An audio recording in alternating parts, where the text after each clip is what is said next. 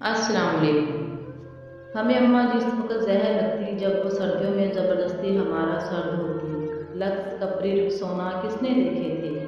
खजूर मार्का साबुन से कपड़े भी धुलते थे और सर भी। आंखों में साबुन कांटे की तरह चुभता और कान अम्मा की डांट से लाल हो जाते। हमारी ज़रा सी शरारत पर अम्मा आग बबूला हो जाती और कपड़े धोने वाला डंडा उठा लेती जिसे हम डंडी कहते थे, लेकिन मारा कभी नहीं। कभी ऐन वक्त पर दादी जान ने बचा लिया, कभी बाबा ने, कभी हम ही भाग लिए गांव की रौनकों से दूर। ऐन फसलों के बीच हमारा डेरा था।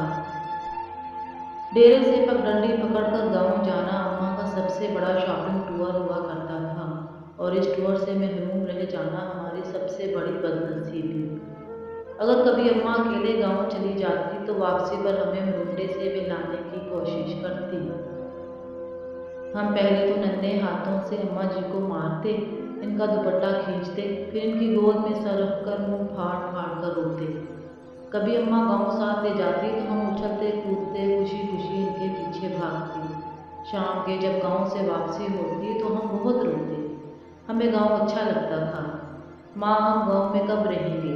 मेरे सवाल पर अम्मा जी वही घिसा पिटा जवाब देती, जब तू बड़ा होगा, नौकरी करेगा, बहुत से पैसे आएंगे, तेरी शादी होगी, वगैरह वगैरह।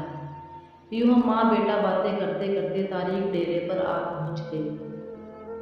मुझे याद है गांव में बाबा मुजफ्फर के यहाँ शादी का जश्न था।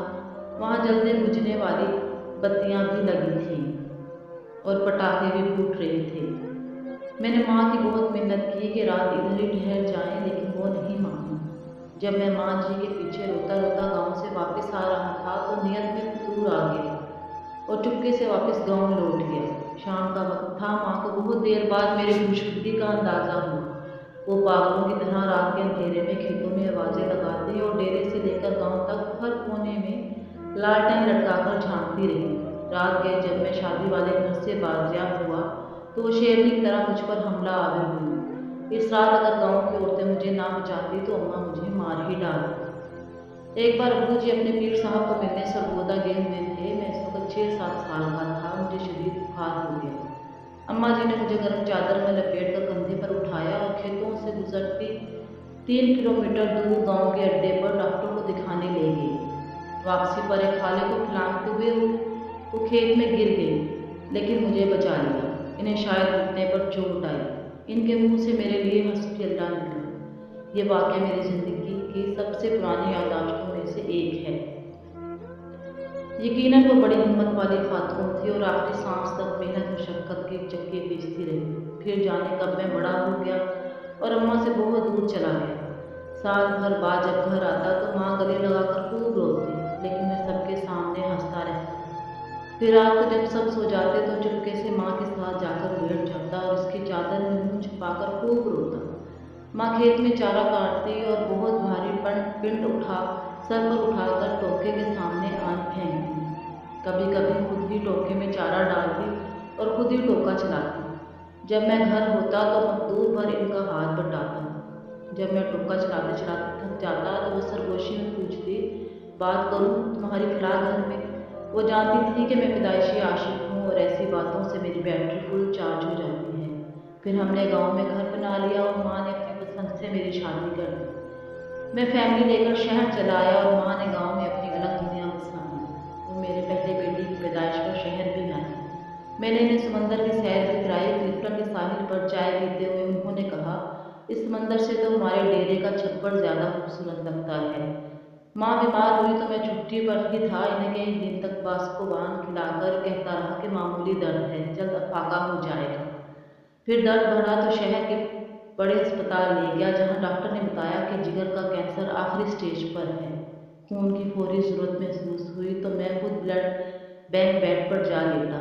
माँ को पता चला तो इसने दुख दुख से देखकर इतना कहा, क्यों दिया हूँ खरीद दाता कहीं से पागल कहीं का। मैं बमुश्किल इतना कह सका, अम्मा खून की चंद बूंदों बूंदों से तो वो कर्ज भी अदा नहीं हो सकता जो आपने मुझे उठाकर गांव डॉक्टर के पास लेकर गई थी और वापसी पर खाला फलांगते हुए गिर गई थी। वो खिलखिलाकर हंसी तो मैंने कहा, अम्मा मुझे माफ़ कर देना, तेरी खिदमत ना कर सका।